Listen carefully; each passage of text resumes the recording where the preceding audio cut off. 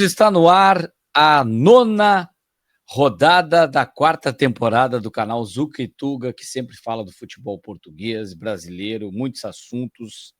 Em breve teremos início de... Já tivemos um pouco de Libertadores com o Botafogo e o próprio Bahia, o Bahia caindo. Vai começar a esquentar a Sul-Americana. Copa do Brasil ainda está naquela fase de muitos clubes regionais, desconhecidos. Brasil afora, depois vai esquentar, o Brasileirão também, mas estamos muito na fase dos regionais.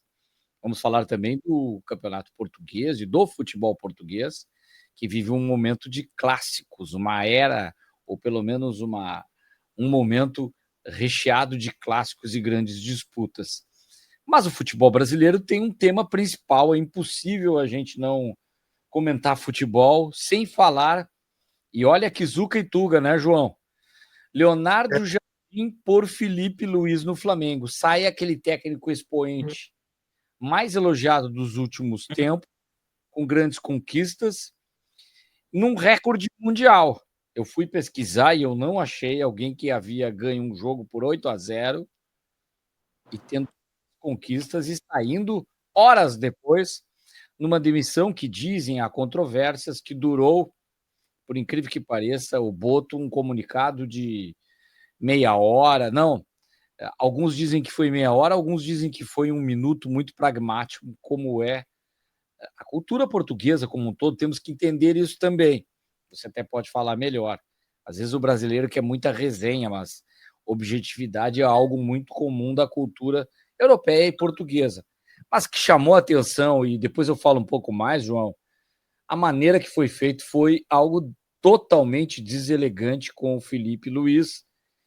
E aí, Leonardo Jardim, um grande técnico, está de volta ao futebol brasileiro, depois de dizer que se voltasse seria só do Cruzeiro. Mas ele me lembrou o Ronaldinho Gaúcho, quando estava quase indo para o Grêmio, e dias depois aparece numa sacada no Copacabana Palace, dizendo: agora eu sou Mengão. É o futebol, essas coisas, João. Até rimou, viu? Tudo bem? Tudo bem, bom dia, boa tarde, boa noite. É verdade, essa é a grande notícia da semana, né? E não só no Brasil, foi algo que repercutiu em todo lado, porque é um treinador muito. O Filipe Luiz é um treinador muito famoso pela carreira como jogador e já pela carreira como treinador, não só no Brasil como na Europa.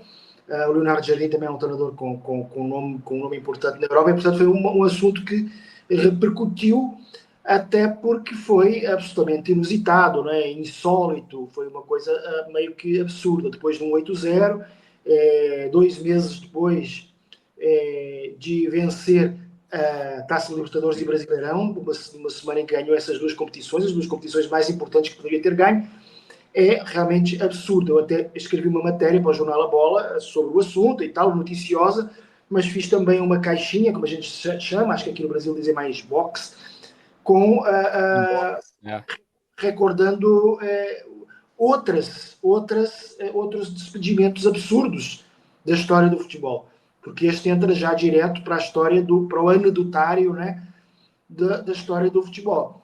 Eu acho que é uma decisão que é má para todas as partes, né? E essas comparações foram no futebol brasileiro ou mundial? Mundial. É uma questão mundial. O Brasil tem alguns despedimentos curiosos também, né? A gente sabe. Aliás, a maior parte deles são injustificados, a maior parte deles, na minha opinião. Mas, apesar de tudo, é depois de uma derrota, de um mau momento, etc. Agora, este é um absurdo total, né? Depois de um 8-0. É evidente que o 8-0 nem está em causa, né? A decisão já estava tomada antes. Mas depois de há 2 ou 3 meses ter ganho tudo o que havia para ganhar, salvo a Copa do Brasil, mas enfim, as duas principais competições, é um absurdo. Eu acho que é uma decisão que é má para todas as partes. Para o Filipe Luís, por motivos óbvios, obviamente, perdeu o emprego, não estava à espera. Para o Flamengo, porque vai ter que esperar agora a adaptação do novo treinador, o que leva um pouco de tempo e que pode atrasar o Flamengo na luta pelo Brasileirão e até, quem sabe, pela Libertadores, embora na Libertadores ainda estejamos na fase de grupos, etc. Mas no Brasileirão, se começar a perder pontos, né, e já começa a ser muito prejudicial, até porque o Palmeiras não parece estar com vontade de ceder. Além de que o Flamengo, ou pelo menos a sua direção, ganhou uma hostilidade do país, né? Acho que há muita gente que está torcendo contra o Flamengo por causa dessa decisão, sinceramente, né? A decisão do presidente, não sei, me dizem que o Boto não teve nenhuma ligação, mas depois ele próprio já disse que também teve peso na decisão, enfim. Mas principalmente do presidente, ganhou uma hostilidade geral. E depois também não acho que seja uma grande opção para o Leonardo Jardim. É evidente que eu entendo o lado de um treinador que vê aquele elenco, começa a ver no papel e começa a dar aquela coceira do género, eu quero treinar esse time, né? Porque tem tanto jogador bom, mas eu acho que para ele não é bom, porque ele vai pegar uma equipe que já ganhou tudo o ano passado, portanto, o que é que ele pode fazer de melhor, né? Além de que ele sabe que ele está numa situação ingrata, que é saber que mesmo que ganhe o Brasileirão e o Libertadores de 2026, não vai conseguir superar o que o antecessor fez, né? E além de que vai continuar com o trabalho em risco, com o emprego em risco, mesmo ganhando tudo. Portanto, é assim, eu acho que é meio que. Eu não, acho que o Leonardo Jardim não está numa situação boa, assim como eu critiquei também a opção. Quer dizer, critiquei no sentido, eles é que fazem e eles é que sabem como é que é o Sim. jeito de carreira. Mas critiquei quando o Vitor Pereira também foi para lá, depois do Flamengo ganhar a Libertadores, né? O que é que o Vitor Pereira. O episódio do Dorival Júnior, né? Exatamente. O que é que o Vitor Pereira poderia fazer de melhor? O que é que ele poderia melhorar? Era ganhar o Campeonato do Mundo? Enfim, mas convenhamos que ganhar um Mundial de Clubes é uma coisa muito difícil. Por exemplo, o Jorge Jesus, que é um treinador insensado no Flamengo e com mérito, porque realmente ganhou, lá está, Libertadores e Brasileirão e colocou a equipa a jogar um futebol muito atraente, mas ganhou apenas isso, ganhou mesmo que ganhou o Felipe Luiz, né? E, no entanto, Sim. foi insensado. Portanto, agora já, se o Jorge Jesus tivesse feito aquela temporada que fez em 2019, se tivesse feito agora, provavelmente era despedido à terceira ou quarta de resultado negativo. Ou seja, Não, o a impressão Flamengo que está fica. entrando numa espiral de loucura. Desculpa.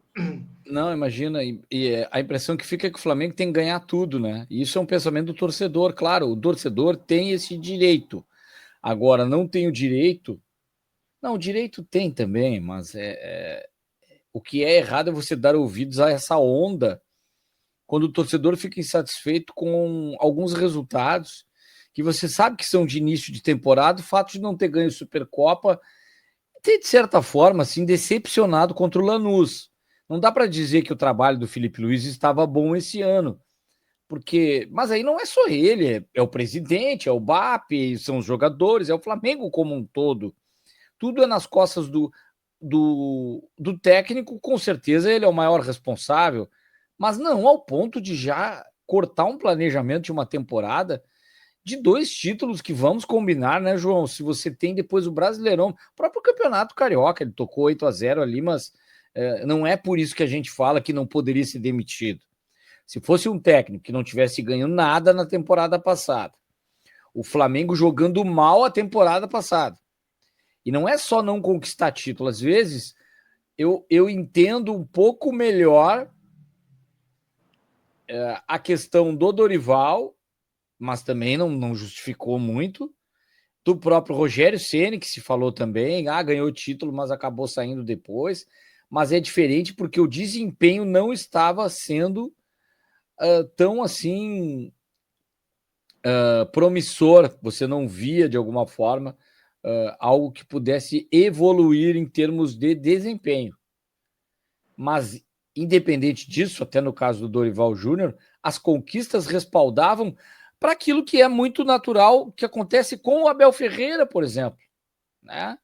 Ele tem momentos que não ganha, teve momentos ruins, e mesmo assim a diretoria segurou. A propósito, a presidente Leila também falou que surpresa com, não sei se surpresa, mas condenando esse tipo de atitude dos clubes de fazerem isso em função de resultado. Agora, dar ouvidos ao torcedor, então toda vez que o torcedor do Flamengo gritar no Maracanã e começar a reclamar que um técnico não está bem, fora isso, fora aquilo, o Tite já não estaria no Cruzeiro, por exemplo.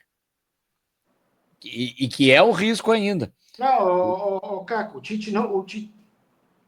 Desculpa te interromper, mas o Tite não é só no Cruzeiro. O Tite não estaria no Corinthians, naquele Corinthians que depois foi campeão do mundo. Exato. A torcida reclamava com o Tite e depois foi campeão do mundo.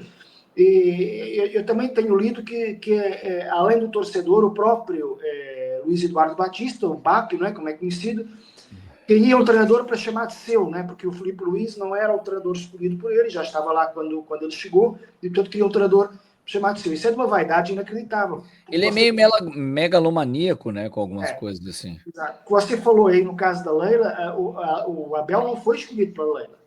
Né? A Leila também poderia ter essa coisa, vou escolher o meu treinador. Não, o Abel já estava lá da gestão anterior. E a Leila viu, esse cara é competente, tem ganho títulos, de vez em quando vai ter momentos maus, de vez em quando vai ter comportamentos errados, inclusive, mas isto é tudo no geral. Será que é melhor mudar de treinador só por causa disso? Ou manter alguém que tem provas dadas e que é um profissional correto? Que era o caso também do Filipe Luís. Enfim, isto não está em causa o Leonardo Jardim, que eu acho que é um ótimo treinador. Eu já acompanho a carreira dele há muitos anos, ainda ele treinava times pequenos e sempre teve trabalhos muito bons. É um treinador de muita qualidade. Não está em causa isso. Mas o momento acho meio absurdo. Assim. Há outros despedimentos que eu rotulo de injustos. Neste caso não é só injusto, é injusto e absurdo, quase ridículo.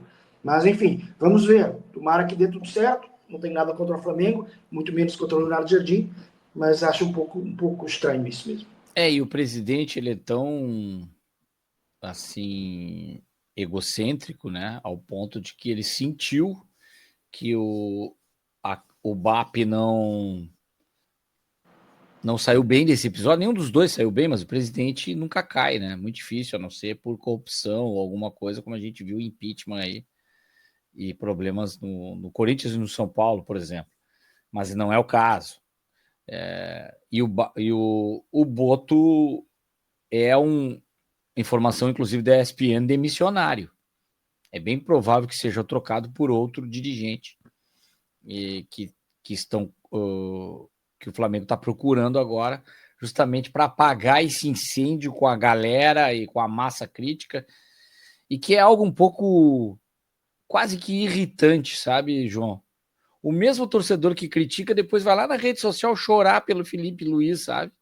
Porque na hora que sai, aí, meu ídolo, meu herói, mas no Maracanã vaiava o cara, sabe? Tenho certeza que o mesmo faz isso. E atrás dessa questão. Agora, tem uma informação também que a gente não pode deixar que para mim não é motivo, mas dentro desse nível de vaidade da gestão, é uma gestão muito emocional também do Flamengo. O Rodrigo Matos, no UOL, deu uma informação de que havia, naquele momento da renovação do Filipe Luís, havia uma sondagem do Chelsea com ele. Só que depois ele descobriu que não era exatamente ir para o Chelsea, mas para o Strasbourg, que é uma espécie de clube que tem aquilo do Grupo City, como o Grupo City tem o Chelsea, e aí, na verdade, ele recuou. Bom, vamos pensar o seguinte, eu não estou renovado com o clube que eu pedi, eu fiz uma oferta, não renovei. Vem um clube europeu, me chama, por que eu não posso me interessar por ele? E por que eu não posso deixar de me interessar porque não é o clube que eu imaginava? Eu pensaria diferente, talvez você, João, outro. Mas o Strasbourg é uma oportunidade para começar um trabalho em outro continente de uma forma diferente, que certamente tendo sucesso ou trabalhando bem, o Chelsea poderia absorvê-lo futuramente. Mas ele tem o atual treinador do Chelsea veio do Strasbourg, precisamente. Pois é, exatamente. Então, não há problema nisso. Mas ele certamente não queria aquele mercado, enfim, não queria. E ele tem todo o direito disso. Agora, ficar uma mágoa por causa disso e aí já começar a procurar um técnico e aguardar resultados ruins para justamente trocar, vamos ver o que vai dar. Até que o ambiente do Flamengo, os jogadores mais silenciosos possíveis, se adaptem a esse novo ambiente do Leonardo Jardim, que tem condições de ganhar o grupo, enfim.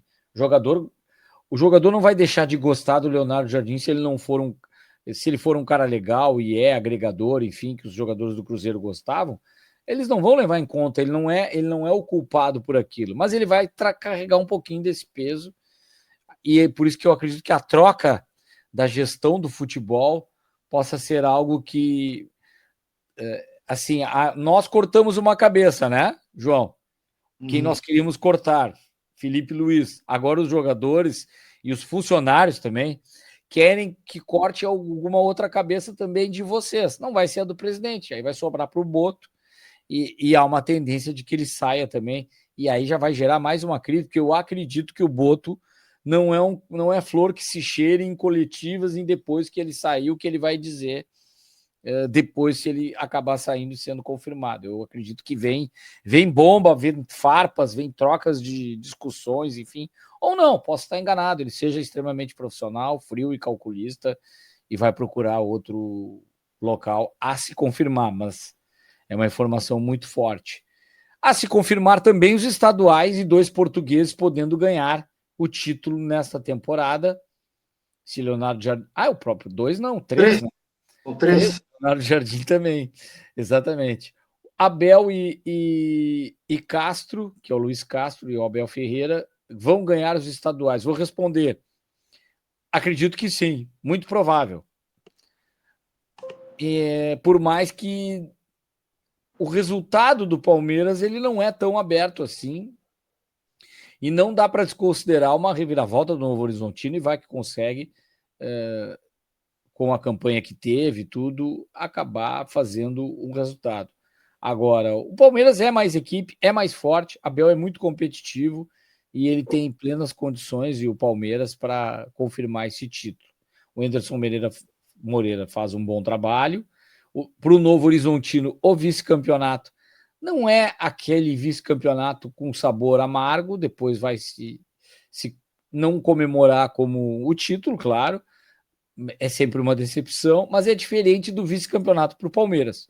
O vice-campeonato do Novo Horizontino e tudo que ele fez já tira um pouco de peso, perdendo o pênalti do Robson na final, enfim, mas ainda é um jogo jogado, como se diz.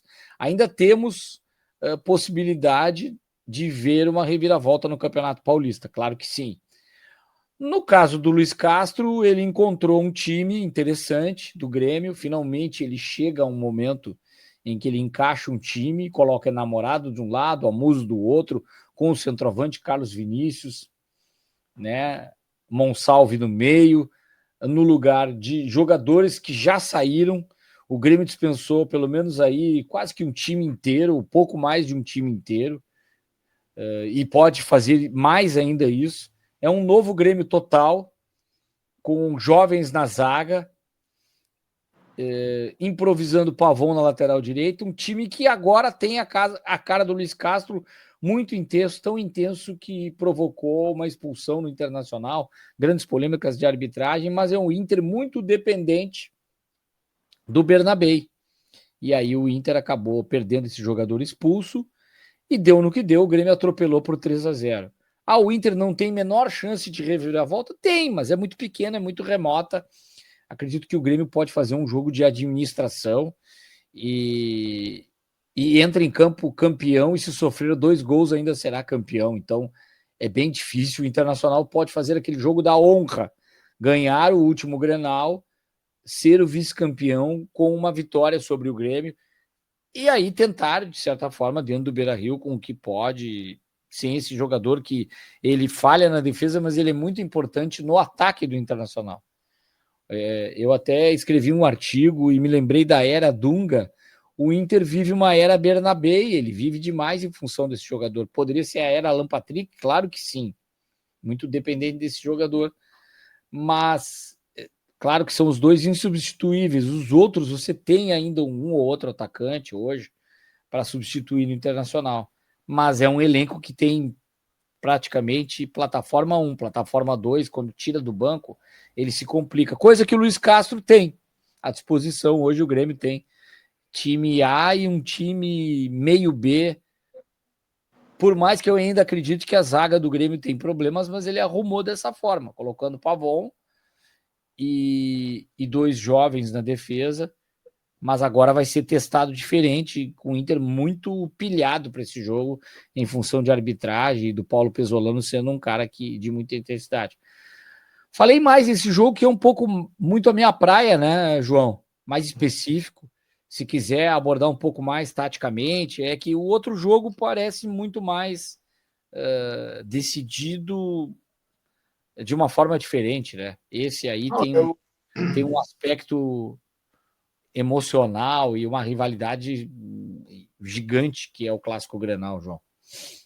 Sim, o Palmeiras tem uma vantagem mínima, o Grêmio tem uma vantagem boa, mas é um clássico, né? Então a gente já viu tantos clássicos a ver alguns golpes de teatro, como se fala, né?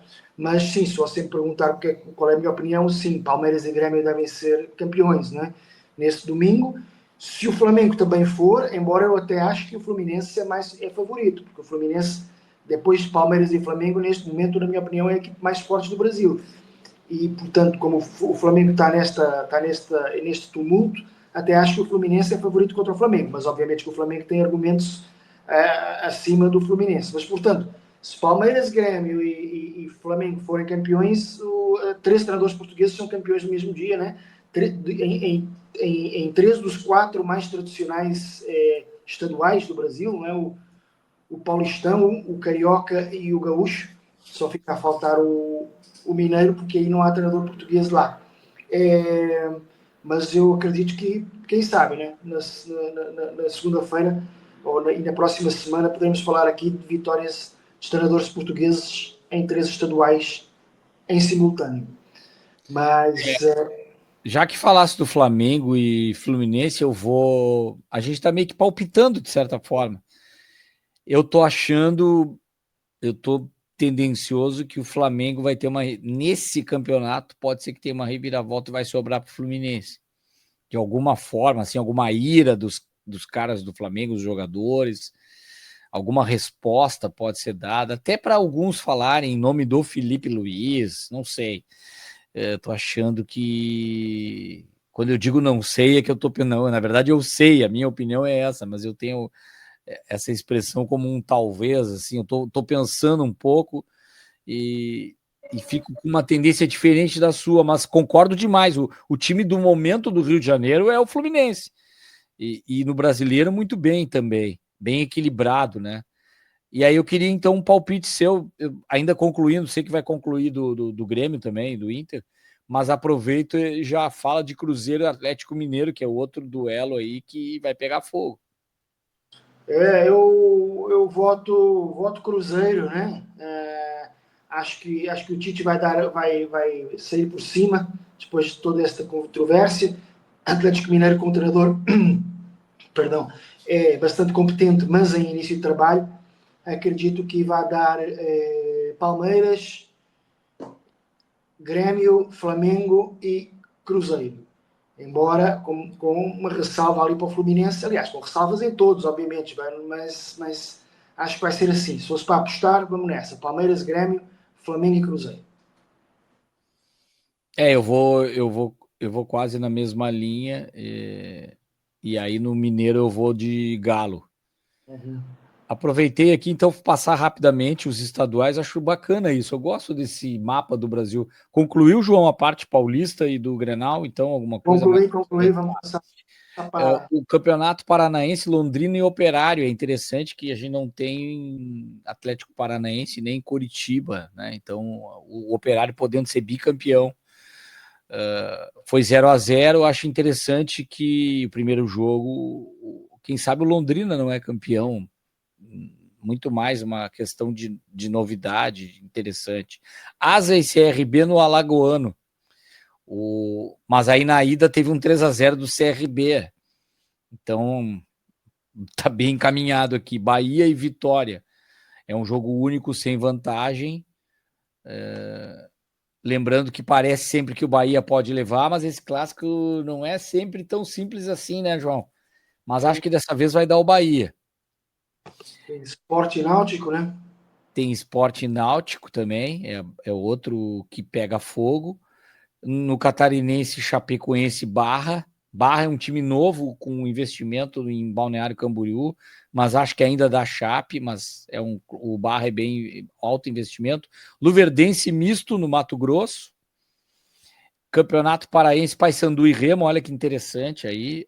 O Paysandu venceu a ida por 2-1, tá muito próximo. O Remo é que está na Série A, vejam que situação.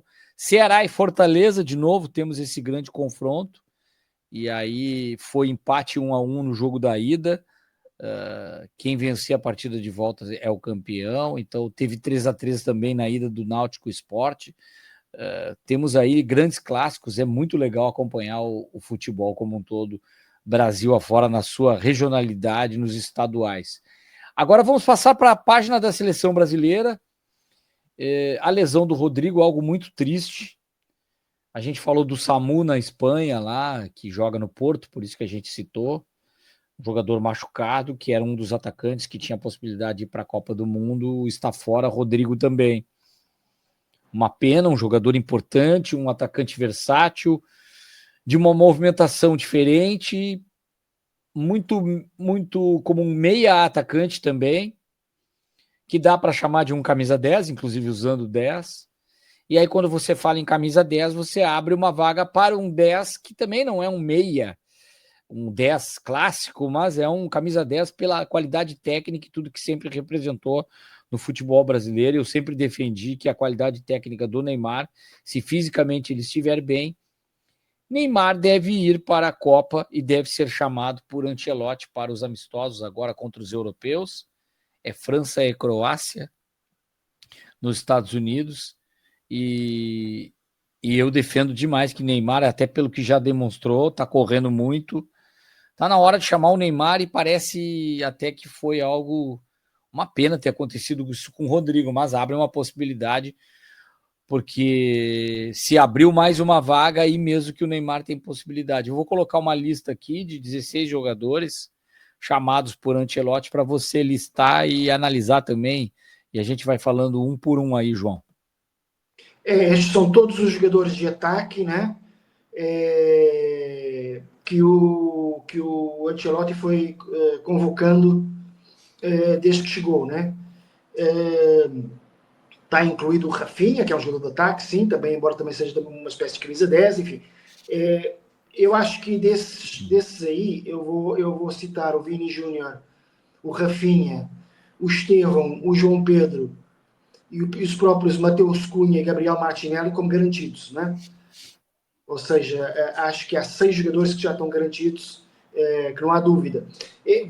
Aliás, vou começar um pouquinho por trás, né? Vamos supor que vão 3 goleiros, né? Vamos supor que vão 8 Vamos lá, 3 goleiros. 3 goleiros, 8 defesas, né? Porque 2 laterais direitos, 2 laterais esquerdos, 4 zagueiros, né? Sim. Então aí você já tem 11. Vamos supor que o Ancelotti vai levar uns 5 jogadores de meio campo, aquele meio campo de volantes. E aí os meio atacantes você tira, que é o caso do Rafinha, então é meio campo mais volante, né? Mais meio volante, 5 e 8, né? 5 e 8. Mas estou pensando, 3 goleiros, 8 jogadores de defesa, mais 5 jogadores ali de volantes, Casimiro, etc., o Andrei, o Bruno Guimarães, o próprio Paquetá, vamos considerá-lo assim, vamos pensar que o Ancelotti vai pegar uns 5 aí. Ora, 3 goleiros, 8 defesas e mais 5 jogadores de meio campo não atacantes, dá 16. São 26, sobram 10. Então acho que dessa lista que a gente tem de 16, eu acho que 10 vão. Desses 10 que vão, acho que 6 estão certos. Rafinha, Vini, Estevão, João Pedro, Mateus Cunha e Martinelli. Ficam a faltar 4 vagas para os outros nomes todos. Tá, vamos lá então. Eu vou anotar aqui para poder fazer o raciocínio. Achei interessante, o pessoal que está acompanhando também. É o Vini, concordo. Quem é o outro? O Rafinha, né? O Rafinha. Que é 1 e 2 aí. Aí é top 1, top 2. Isso. Depois o Estevão. Esses aí são os principais. Depois o João Pedro, eu acho que os gols que está fazendo, etc., eu acho que ele vai ser o centroavante até titular. Tem minhas dúvidas, mas acho que sim. E acredito que estão certos, quase certos, 95%, mas eu coloco já nos certos o Mateus Cunha, titular do Manchester United, a jogar bem, e o Gabriel Martinelli, que não é titular sempre, mas está a jogar muito no provável campeão inglês. Portanto, eu acho que esses 6 estão mais ou menos garantidos. Tá. Como eu acredito. E o Martinelli é copista, né? Já tem Copa. Isso aí eu acho que o Ancelotti vai levar em conta. Como eu acredito que há um espaço para 10, portanto, todos os outros brigam por 4 vagas. Acredito que o Richarlison, embora o Tottenham esteja muito ruim, mas é um jogador que o Ancelotti gosta bastante, que o Richarlison seja a dispute ali a camisa 9 com o João Pedro. E acredito que o Luís Henrique, pelas características que tem, também esteja mais ou menos garantido, apesar de jogar num campeonato com menos projeção. Sim. Então, aí passa para 8. Logo, na minha opinião, são 2 vagas para os restantes. Para os restantes. E em que eu incluo, eu acho que Vitor Roque, Hendrick e Neymar são os principais candidatos a disputar essas 2 vagas. Porque Igor Jesus, Antony, Savinho, Samuel Lino e o Caio Jorge e todos os outros que ele ainda não chamou, que são o caso do Pedro, do Ryan e do Agrutiac, estão atrás. Logo, na minha opinião, Vitor Roque, Hendrick e Neymar vão disputar 2 vagas. Se a gente levar em conta que o Neymar vai garantidamente, o que eu acho que não se pode ainda cravar, né? Vitor Roque e Hendrick lutam por um lugar. Enfim, de uma forma meio simplista, mas é nesse momento a fotografia que eu tiro, né? Sim, depois eu vou fazer. Tá ótima a sua análise, João. Perfeito. Até me ajudou a, digamos assim, clarear as ideias. Espero que quem esteja acompanhando também. Eu vou olhar pelo aspecto da escalação. Para começar com os titulares. Então, olha que interessante. O Ancelotti ele tem colocado 2 volantes, né? E 4 atacantes. E aí e aí ele circula esses 4 numa movimentação bem interessante, que até não exige o tradicional 9, o 9 centroavantão, o pivô, como se diz. Não sei como é que é em Portugal, o 9 mesmo, né? A gente chama ponta de lança, aqui ponta de lança tem outro significado. O ponta de lança aqui para nós. Na verdade, ele joga com o ponta de lança brasileiro, esse 10 flutua, que é o Rafinha. Então, esses 4 jogadores são o Vinícius Júnior, o Rafinha, o Estevão, e era mais um, que provavelmente seria o Rodrigo, na minha opinião, algumas vezes. Ou o Matheus Cunha pela força física. Então, eu coloco aqui 1, 2, 3, Aí você tem característica de centroavante que é importante você ter no banco. O João Pedro, o Matheus Cunha um pouco diferente e o Martinelli que cai por um lado. Pelo outro lado, você tem o Luís Henrique. Aí tem o Richarlison. Eu tô fechando contigo nisso aqui, eu só tenho uma certa dúvida com o João Pedro. Porque ele pode perder uma vaga, por exemplo, já nessa estratégia de característica de jogador. Não na hierarquia das convocações. Para o próprio Hendrick. Mas eu vejo aí que é Hendrick e Neymar. Eu não vejo o Vitor Roque com chance. Sinceramente. Porque aí ele não é tão parecido com o João Pedro, nem com o próprio Matheus Cunha, mas ele perde nesse... E o próprio Richarlison. O Richarlison é um 9, um pouco mais 9 que esses aí que a gente está falando, mais pivô, e tá na frente do Vitor Roque. Senão a gente vai colocar na lista também o próprio Caio Jorge, eu acho, e daqui a pouco o Carlos Vinícius do Grêmio também, e o próprio Pedro, que perdeu o terreno, Pedro, por não ter sido convocado. Mas o Pedro, se tivesse em alta forma, era um jogador para entrar nisso. E o Hendrick está explodindo. Só que aí eu acho que é um pouco um desejo meu. Eu tiraria um e eu seria ousado. Não é para a Copa ainda, mas nessa convocação eu chamaria o Ryan para ver como é que ele se encaixaria de alguma forma, talvez para ser, embora tenha o Luís Henrique para essa posição, que é uma espécie de reserva do Estevão ali, né? Com aquela mais forte fisicamente, mas é um cara que consegue ser. Vai que o Estevão não joga bem um jogo, o futebol é muito dinâmico, mas o Luís Henrique, para mim, é o cara para jogar ali no lugar do Estevão. A gente tem o Igor Thiago também, a gente que também, é pouco conhecido no Brasil, né? Mas é o segundo na lista de artilheiros da Premier League, né? Só atrás do Haaland. Por característica, eu sou mais ele do que o Vitor Roque. Sim. Eu acredito que sim. Mas aí a nossa lista fica Vini, Rafinha, Estevão, João Pedro, Matheus Cunha, Martinelli são 6, Richarlison, Luiz Henrique, 7, 8. E aí, digamos que a gente esteja fechado nisso. Na cabeça do Ancelotti, eu acho que é isso mesmo. E aí eu acho que vai ser Endrick e Neymar. Porque o Endrick também é outro que, se ele volta a jogar, ele tem um talento espetacular, uma força física, e acho que é muito difícil ele ficar de fora. Jogador muito Ele importante. tem uma estrela também impressionante para jogar futebol.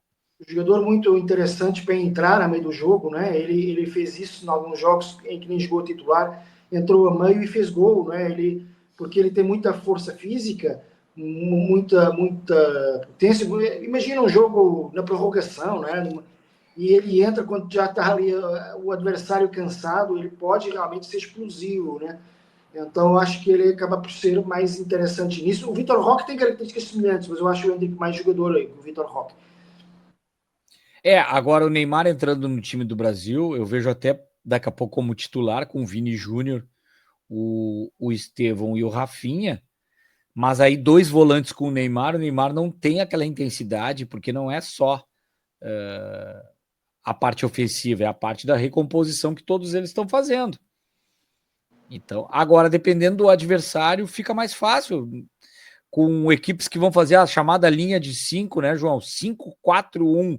Daqui a pouco faz isso contra o Brasil, coloca uma marcação mais forte, nem tanto, talvez, mas não sei. Aí o Brasil, para poder passar por isso, pode ter um sistema mais ofensivo, porque ele não vai ser tão atacado, a não ser em contra-ataques.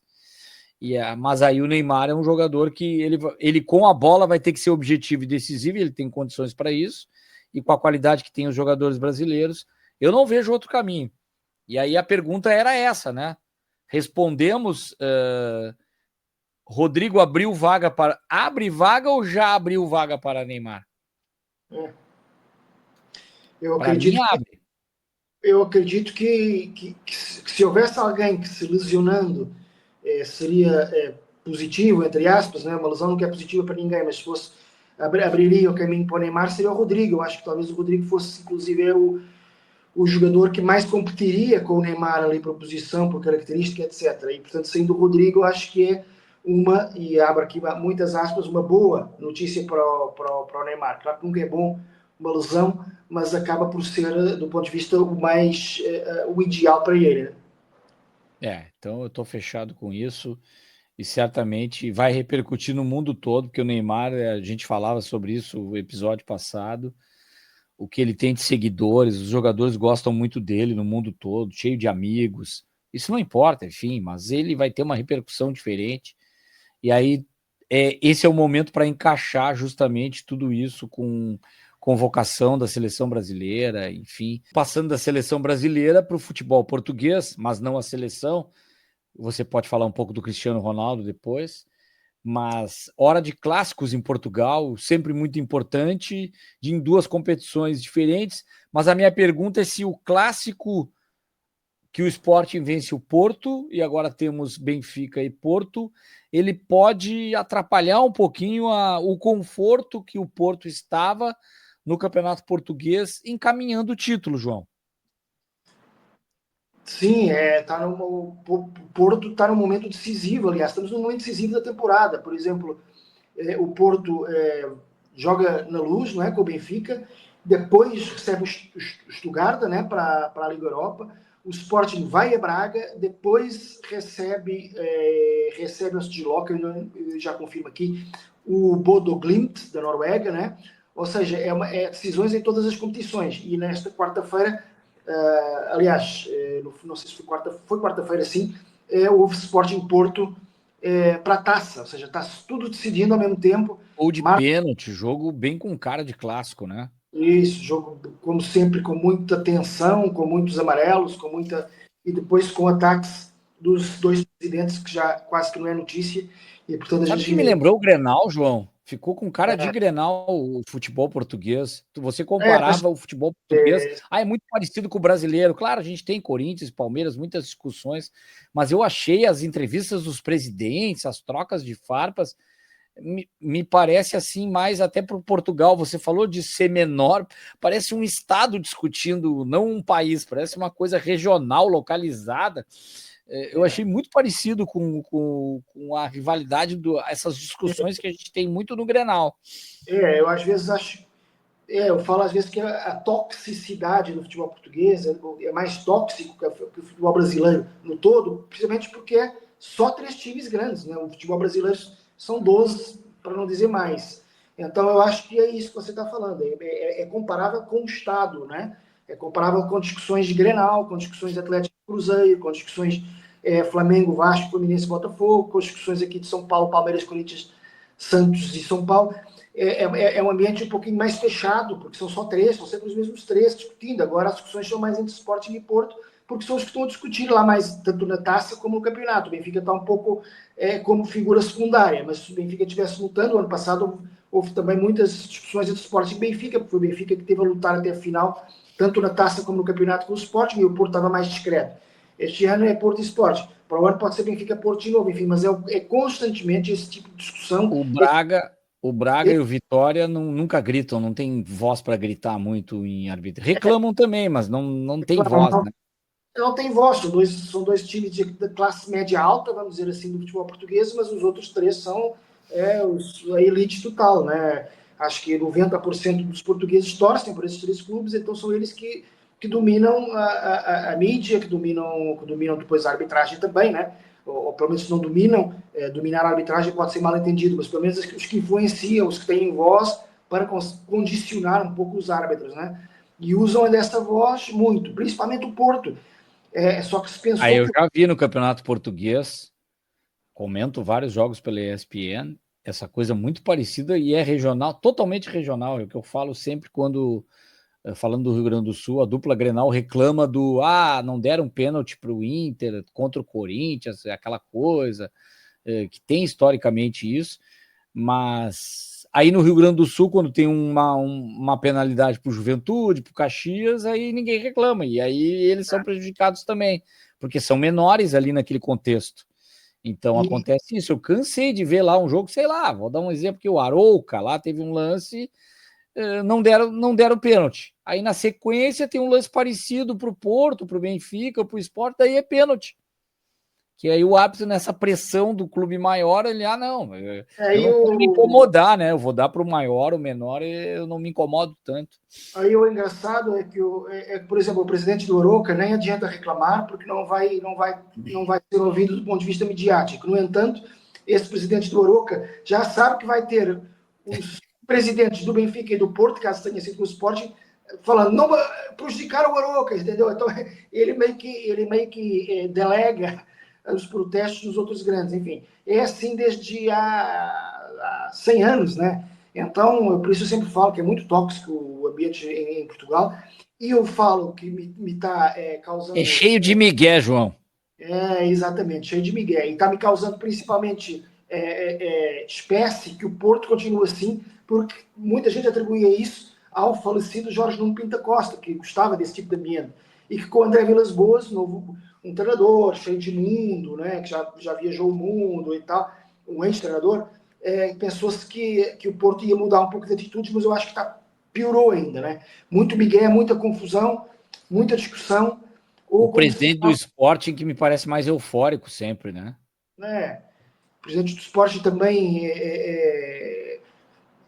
pensou-se que esses trio de presidentes, né, que são mais jovens, Andrés Vilas Boas, Frederico Varanda e Rui Costa, que oxigenariam o futebol português, mas não, já são absolutamente iguais aos presidentes dos anos 80, 90, falam um pouquinho melhor, são menos cômicos que alguns presidentes que havia naquele tempo, mas o conteúdo ou a falta dele é mesmo. É muito migué, muita tanga, como se diz em Portugal. Tanga. É, Pô, o tanga para migué, mim é aquele negócio da praia. exato, eu tive Calção, até aquela sunga. tanga, A tanga em Portugal também é isso, mas é considerado também uma mentira, uma enganação. Isso é tanga, não? Isso é tanga dele e tal. Isso é, como quem diz, isso é mentira dele. A origem, eu estive buscando, não há muita certeza de onde é que vem a origem, mas a origem, em princípio, vem da peça de vestuário, que é uma peça de vestuário que é considerada insuficiente. Logo, insuficiente não é a verdade toda, logo é tanga, né? Não cobre muito tudo, né? Cobre tudo. Só está vendo o lado dele, só está cobrindo o essencial, mas está esquecendo o resto. Então é meio como uma tanga, a tanga é essa que você falou, muito usada em África, e penso que no Brasil também, essa expressão aqui no Brasil usa-se muito a sunga, né? Mas mais em África e os portugueses adotaram. Já o migué, tive também a ouvir a origem, derivaria do Dom Miguel, um, um aristocrata português que tentou ser rei, né? E tentou falsear ali a eleição do Dom Pedro I do Brasil, para nós Dom Pedro IV, etc. E que por isso deu uma de Miguel, né? E virou Miguel, virou É, também aqui no Brasil. e ninguém sabe, na verdade, a origem é essa, só que antes disso tinha uma outra expressão, que era uma frase, que é a moda Miguelão. Uhum. E aí, depois da moda Miguelão, ficou esse diminutivo, em vez de, o cara faz um negócio à moda Miguelão. E aí, para facilitar, chega de dar uma de Miguelão. E aí depois chega de dar uma de Miguel. E aí agora para de fazer, isso aí é Miguel, e aí ficou isso aí, impressionante como se espalhou, e hoje é uma expressão muito ligada ao futebol, né? Uhum. Nessas resenhas de jogador, para com o Miguel, tá dando uma de Miguel também, tu é um Miguel, tu é um cara Miguel. Então tem muito isso, né? Impressionante como se inventa expressões, mas a tanga é curiosa.